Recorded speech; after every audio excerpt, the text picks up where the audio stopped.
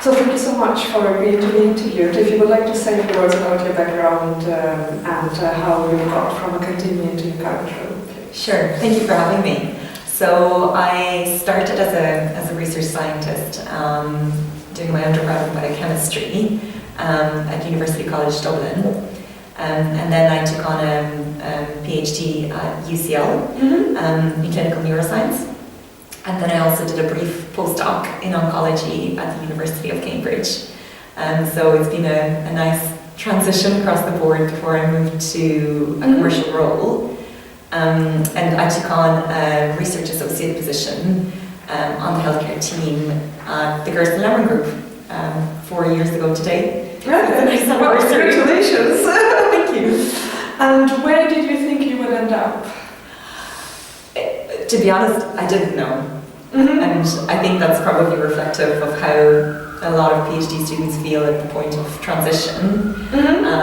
I was focused on getting more exposure, having more impact eventually in terms of what I do.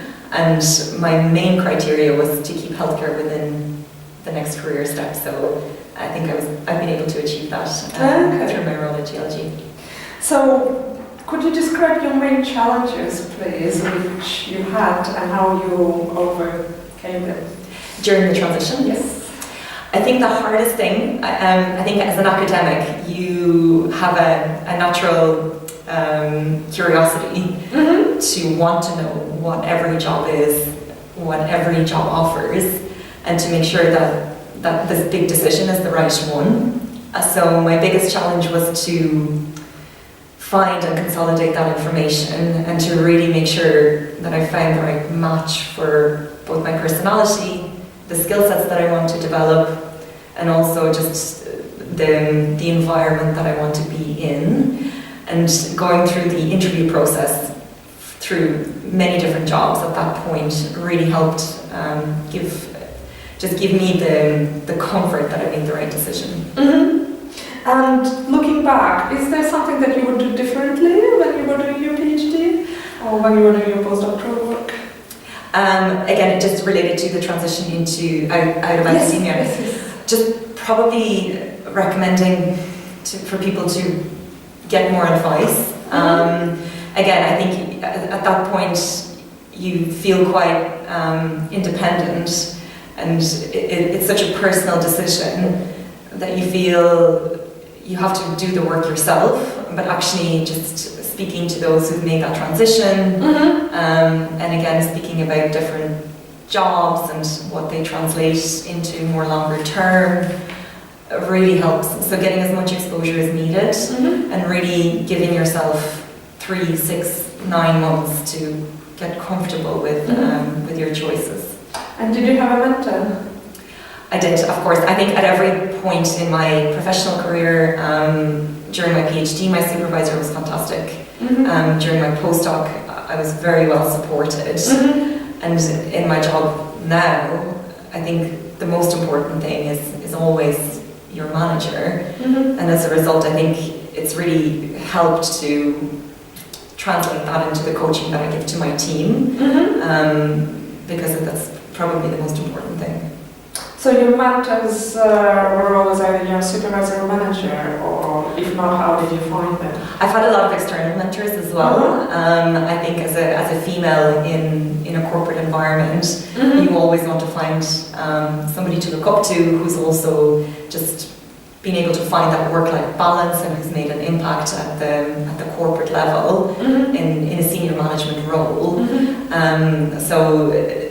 Of course, yes, I've had quite a few strong females, but also people with an academic background who are more at the executive management level that I've always looked up to and looked for career advice from. And how did you build those relations? What would you advise to the current PhD students? How to find a mentor and how to maintain these relations? What would you advise them to look for in mentors?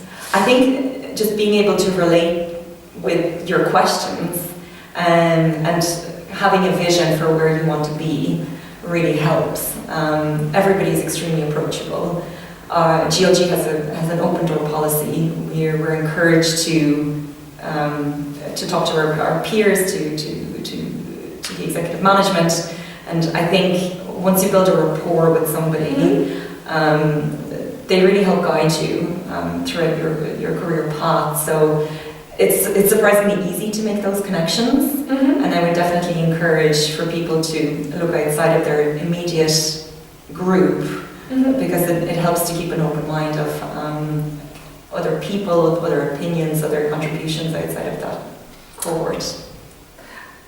Thank you so much. And the last question which I wanted to ask, what have you learned about yourself since your PhD? Gosh, I've learned a lot. I think you build a certain level of confidence throughout your PhD because you're so in control of your project, you're so in control of the final product.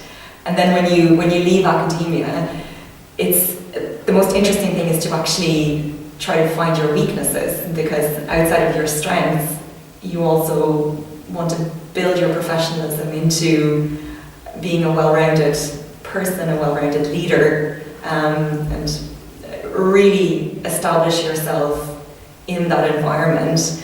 And I think learning that and having that journey has just been incredible. And again, that's a testament to the mentors that I've had throughout that path, and also working with different personalities. It's just you're constantly developing as a person, and it's amazing. Thank you so much. Thank you.